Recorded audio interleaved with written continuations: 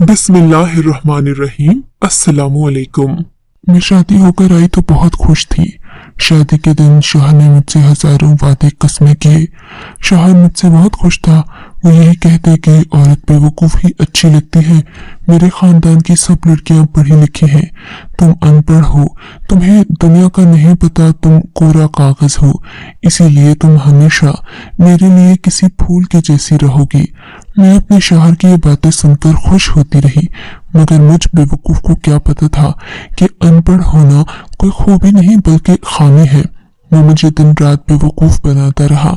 मैं समझ ही ना पाई कि ऑफिस में मेरे शौहर की कितनी लड़कियों से दोस्ती है, और फिर जब मैंने उनकी ये चीजें जानने की कोशिश की तो मेरी जासूसी पर मुझे इल्जाम लगाकर तलाक दे दी। शौहर के मुंह से तलाक के अल्फाज बिजली की तरह मेरे दिल पर गिरे थे। मैं रोती रही, सिसकती रही, मगर इन्होंने मेरी बात नहीं सुनी। और वैसे भी अगर एक अनपढ़ लड़की को तलाक हो भी जाए तो घर वाले उसे ज्यादा देर तक बर्दाश्त नहीं करते। मैंने बचपन से लेकर आज तक घर के कामों की वजह से अच्छी तरह पढ़ाई नहीं की थी, और तभी मैं मैट्रिक से आगे नहीं पढ़ सकी।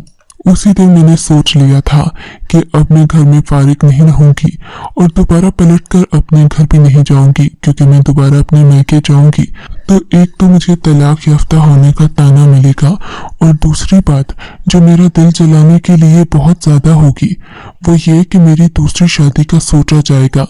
इन दोनों बातों से बचने के लिए अच्छा था कि मैं इस घर से निकलकर किसी और जगह चली जाऊं जहां मैं नौकरी कर सकूं।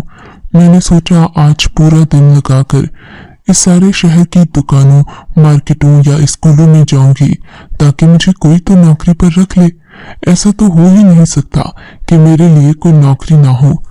शौहर ने मुझे खौफनाक नजरों से आखिरी बार देखा तो मैंने अपना बैग उठाया और घर से निकलने के लिए चल पड़ी कि मेरी नजर कमरे में पड़ी एक जनाना जूती पर पड़ी। मैंने गौर से देखा तो वो शादी के जूते लग रहे थे। उन पर मोतियों का काम हुआ था। साफ लग रहा था मेरा शौहर दूसरी शादी की तैयारी कर रहा है, लेकिन ये सब कैसे और क्यों कर हुआ ये तो मैं जान ही नहीं पाई। मैं बस इसी खुशफहमी में थी कि मैं घर की चालाक और फुर्तीली औरत हूँ, मुझे सब काम करना आते हैं, जबकि मेरे शौहर ने मुझे अल्लाह मियाँ की गाय समझकर घर से ही निकाल दिया था। खैर से अब इन सब बातों का कोई फायदा नहीं था। मैं अपना सामान उठाए बाहर सड़क पर आ गई। मेरे पास थोड़े बहुत पैसे थे। मैं बिल्कुल किसी बुत की तरह साकित थी। मेरी आंखों से खौफ और दर्द का एक भी आंसू नहीं निकला था, अगरचे मेरे दिल में दुख बेपनाह था। मगर मैं उस वक्त ये नहीं सोच रही थी कि मेरे साथ क्या हो चुका है, बल्कि मैं ये सोच रही थी कि मैंने आगे जिंदगी में क्या करना है। बगैर इस बात को सोचे कि मैं तलाक याफ्ता हो गई हूँ, मैं इधर उधर चक्कर लगा रही थी। एक दुकान में दाखिल हुई तो सामने आदमी बैठा हिसाब किताब कर रहा था। मैंने उसकी तवज्जो अपनी जानिब दिलाई। मैंने कहा मैं दुकान में काम करना चाहती हूँ। वो अपनी कॉपी पेंसिल छोड़कर मेरी तरफ खबीस नजरों से देखते हुए गलीज मुस्कुराहट के साथ बोला, तू क्या काम कर सकती है? उसकी बात पर मैं खामोश रही। अच्छा, मैं समझ गया, मुझे माफ करना, मेरी एक बीवी है, मैं ऐसे काम नहीं करता। मुझे उस आदमी की सोच पर बहुत गुस्सा आया, लेकिन मैं उसे कुछ कह भी नहीं सकती थी। मैंने सोचा कि इससे बहस करने से अच्छा है अगली दुकान पर चली जाऊं। अगली दुकान पर दाखिल हुई तो वहां तकरीबन 6-7 आदमी एक कोने में बैठे खाना से पूछा। मैं उन्हें क्या ही कहती कि मुझे तुम लोगों के साथ काम करना है। यहाँ 6-7 मर्द बैठे थे। खैर मैं अगली दुकान में दाखिल हुई। ये काफी अच्छी दुकान लग रही थी। कॉपी पेंसिल बेचने वाले उस शख्स ने जब मुझे देखा तो उसके हाथ में भी किताब थी। मुझे लगा यहाँ किताबों की सफाई का या कोई भी काम मुझे मिल सकता है।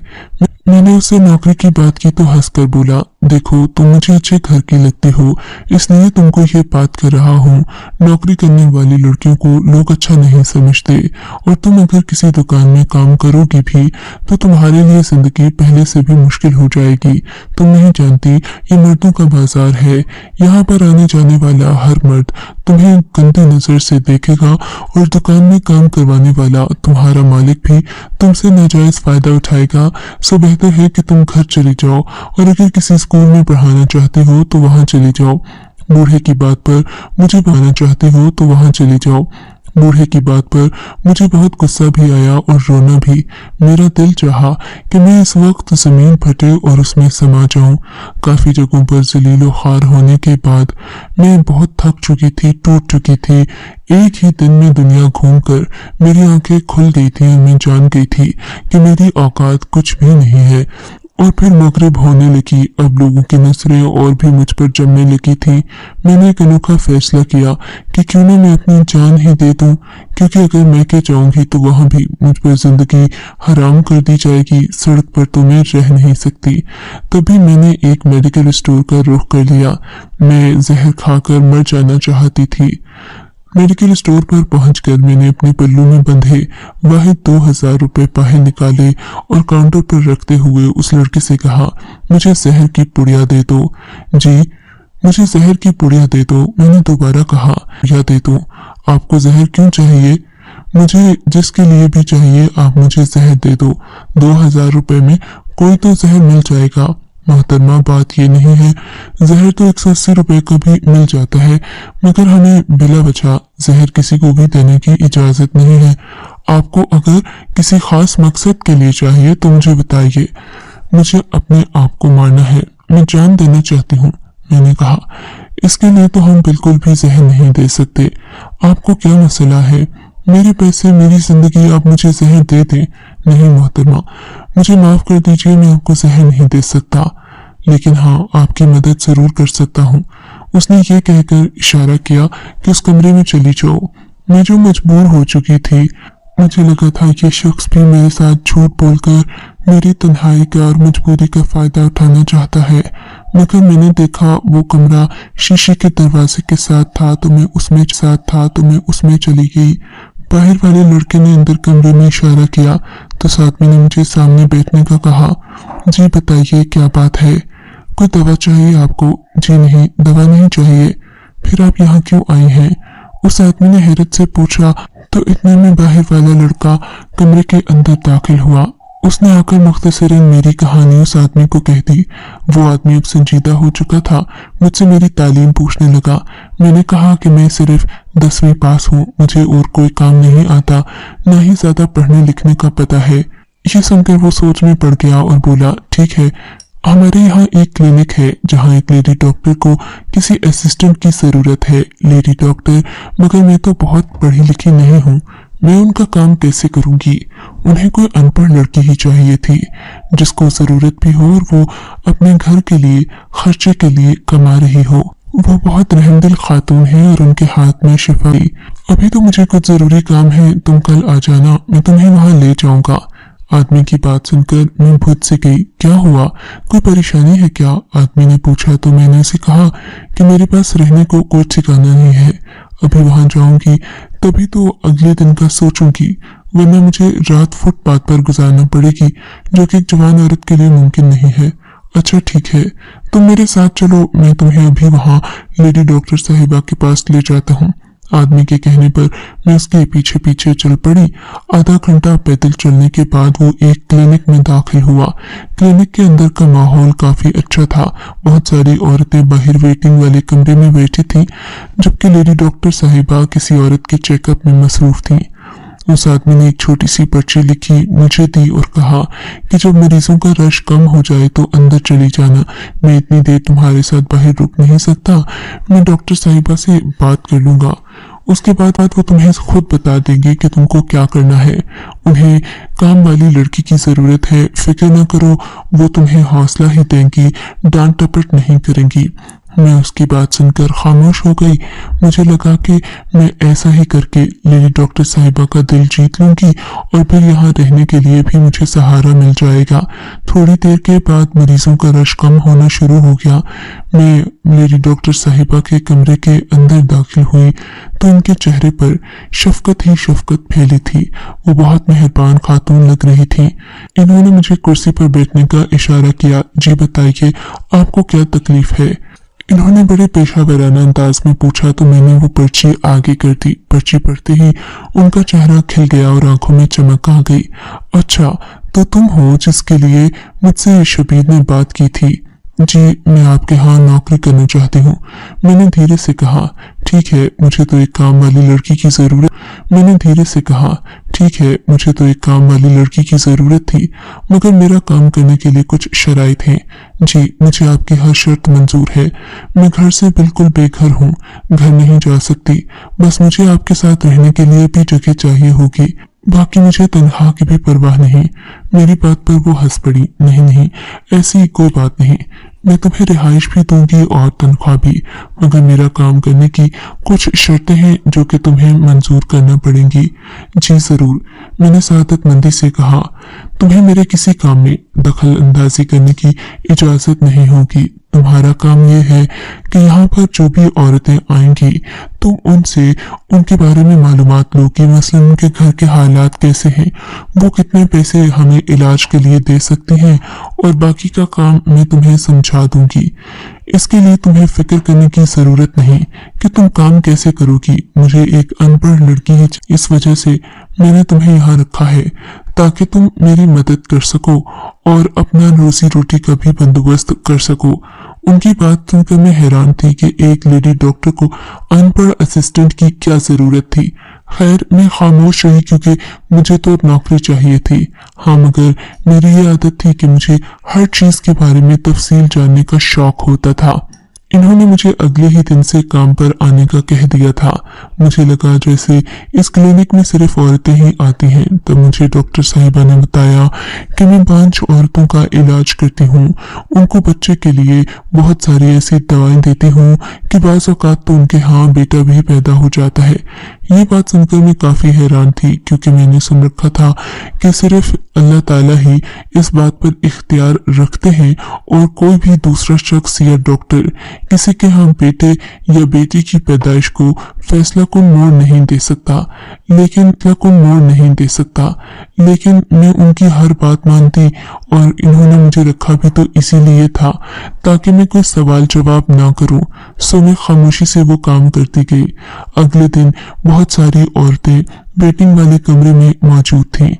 मैं उन सबसे पहले मुख्तसर बात खुद करना चाहती थी ताकि मुझे अंदाजा हो यहाँ आने वाली औरतों के मसले क्या हैं। दरअसल डॉक्टरनी साहिबा ने मुझे पहनने के लिए एक सफेद कोट भी दे दिया था, जिसकी वजह से ये लोग मुझे पढ़ा लिखा समझने लगे। बहरहाल मैंने औरतों से इंटरव्यू शुरू किए। मुझे पता चला कि काफी सारी तो सेहत की कमजोरी की वजह से यहाँ आई हैं। खैर, लेडी डॉक्टर साहिबा के कहने पर मैंने उनसे एक एक करके मसाइल पूछ लिए और एक छोटी सी पर्ची पर सब कुछ नोट कर लिया। फिर अंदर जाकर लेडी डॉक्टर साहिबा को दे दिया।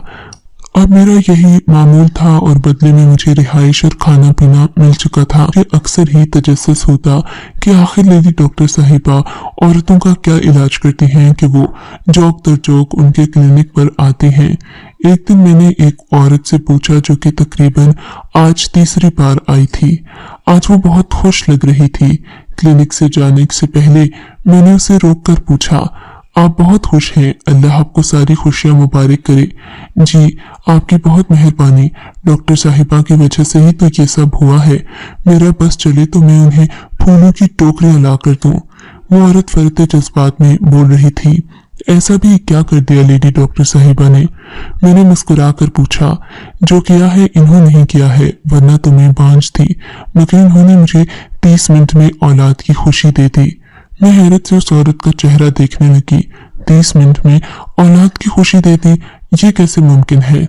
अरे आप तो खुद उनकी नौकरी करती हैं, आपको तो पता होगा कि वो ये नौकरी करती हैं, आपको तो पता होगा कि वो ये सब कैसे करती हैं, और इसी काम के तो वो लाखों करोड़ों रुपए कमा रही हैं। वरना तो हम जैसा इंसान पूरी जिंदगी लगा कर भी इतने पैसे नहीं कमा सकता। उस औरत ने हसरत से कहा, बात तो आपकी ठीक है, लेकिन आपका ऑपरेशन हुआ है या फिर क्या हुआ जिससे आप उम्मीद से हो गई? हाँ, ये तो मुझे नहीं पता, न ही डॉक्टरनी साहिबा ने मुझे बताया है।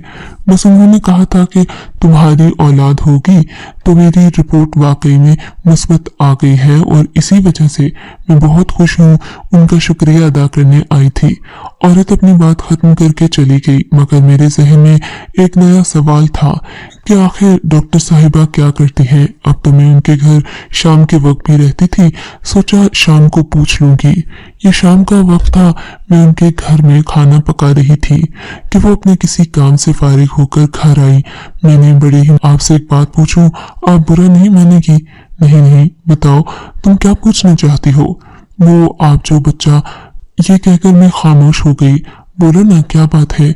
मेरा मतलब आप जो बांझ औरतों का इलाज करती हैं वो इतने कम वक्त में कैसे मुमकिन है? मेरी बात पर उनकी तेवरी पर बल पड़ गए। तुम्हें ये जानने की जरूरत कैसे पेश आई? क्या तुमसे ये बात किसी ने कही है? जी हाँ, मैंने मुख्तसर जवाब दिया। किसने पूछी थी? बस एक औरत थी, उसने मुझसे पूछी। मैंने हड़बड़ा कर जवाब दिया, आइंदा से ऐसी बात किसी से मत करना, और अगर कोई करे भी तो उसे कहना कि तुम्हें नहीं मालूम, ना ही ये सब तुम्हें जानने की जरूरत है।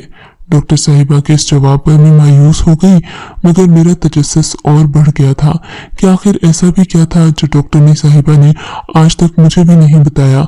हालांकि उनके दफ्तर की हर चीज मुझे पता थी, और उनके क्लिनिक में भी सफाई से लेकर हर काम मैं ही करती थी, इसलिए मुझे मालूम था कि किस जगह पर क्या होता है। खैर, अगले दिन खुदा की करनी ऐसी हुई कि लेडी डॉक्टर साहिबा की असिस्टेंट अपने किसी काम से चली गई। अब मुझे ही उनके असिस्टेंट का काम भी करना था। ये वो काम थे जो कि ऑपरेशन थिएटर में ही होते थे, और डॉक्टरनी साहिबा इन कामों के लिए किसी को अंदर नहीं बुलाती थी सिवाय उनकी एक असिस्टेंट के। मगर अब अच्छी बात तो ये थी कि उनकी असिस्टेंट के जाने के बाद सबसे ज्यादा काबिले भरोसा मैं ही रह गई थी। मजबूरन मुझसे कहने लगी, तुम अंदर आ जाओ, मगर एक बात याद रखना, इस कमरे में जो भी होगा वो तुम्हें किसी को बताने की जरूरत नहीं है, और अगर ऐसी जरूरत की तो तुम इस नौकरी से हाथ धो बैठोगी। इन्होंने मुझे सख्ती से कहा था।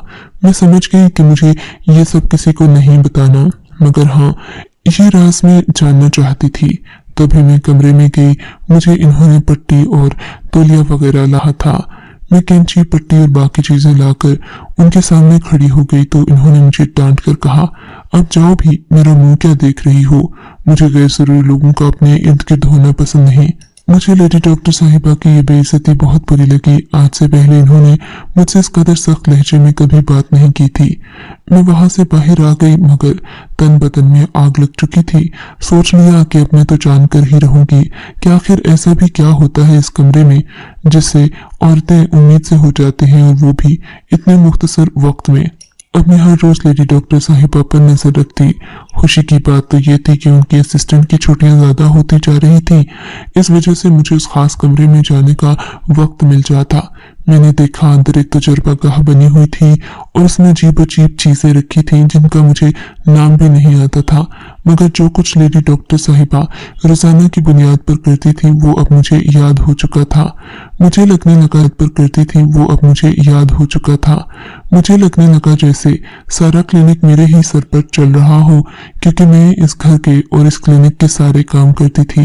लेडी डॉक्टर साहिबा तकरीबन ही हर काम, सफाई तक और चीजों को तरतीब देने का भी काम और हुनर मुझसे लेती थी। लेकिन इस हिसाब से मुझे पूरे दिन के 200 रुपए मिलते। मैंने सोचा कि मैं अपनी कमाई बढ़ाने के लिए कुछ न कुछ हुनर तो सीख ही लूंगी। वैसे भी मैंने इतने सारे डॉक्टर देखे थे जो बिना किसी हुनर के लोगों का इलाज करते हैं। उनके पास भी तो हजारों लोग आते हैं, उनके पास तो कोई तालीम नहीं होती। ये सोचकर मैंने भी दिल में ठान ली कि अब मैं लेडी डॉक्टर साहिबा का हुनर चुरा कर कोई न कोई ऐसा काम करूंगी जिससे मेरी रोजी बढ़ने लगे। तभी मुझे एक ऐसा राज मालूम हुआ जिससे मैंने बहुत फायदा उठाया, मगर उसने मुझे नुकसान ही दिया। मुझे मालूम हुआ कि लेडी डॉक्टर साहिबा किसी का इंजेक्शन इस्तेमाल करते हैं, तकरीबन 2 से 3 हफ्ते लगते हैं, मगर असल अमल 30 मिनट से कम का होता है। ये जानकर मैंने सब औरतों में ये बात फैला दी कि लेडी डॉक्टर साहिबा जो इलाज करती हैं उससे बच्चा किसी और का पैदा होता है, यानी उस बाप का बच्चा नहीं होता, बल्कि ये सब लैब में इस्तेमाल होने वाले उस मटेरियल का कमाल है। ये बात सुनकर औरतें तो गुस्से से पागल हो गईं, क्योंकि इन्हें अपनी औलाद पैदा करने के लिए इतनी दूर तक का सफर करना पड़ता था, जबकि इस क्लिनिक में तो बहुत कुछ गलत हो रहा था। एक पढ़ी लिखी औरत को जब ये बात पता चली तो वो गुस्से से पागल हो गई थी। कहने लगी, ये तो बहुत गलत बात है, मैंने ऐसा कभी नहीं सोचा था कि डॉक्टर शुमाइला इतना घिनौना काम कर रही हैं। गर्ज ये कि इस बात से डॉक्टर नी साहिबा की बहुत बदनामी हो गई, यहाँ तक कि उन्हें अदालत में भी जाना पड़ा। इस सब से ना ही मुझे कुछ मिला ना उन्हें कुछ हासिल हुआ। मुझे कुछ मिला ना उन्हें कुछ हासिल हुआ। आपके ख्याल में क्या मैंने जो किया गलत किया, या फिर मुझे ये सब होता देखना चाहिए था और मैं खामोश रहती? मेरी जगह आप होते तो आप क्या करते? आपको अगर ये कहानी अच्छी लगी है तो इस वीडियो को लाइक कीजिए और इस तरह की मजीद कहानियां सुनने के लिए हमारे चैनल को जरूर सब्सक्राइब कीजिए। कहानी सुनने का शुक्रिया। आपसे मुलाकात होगी अगली वीडियो में। तब तक के लिए अल्लाह हाफिज।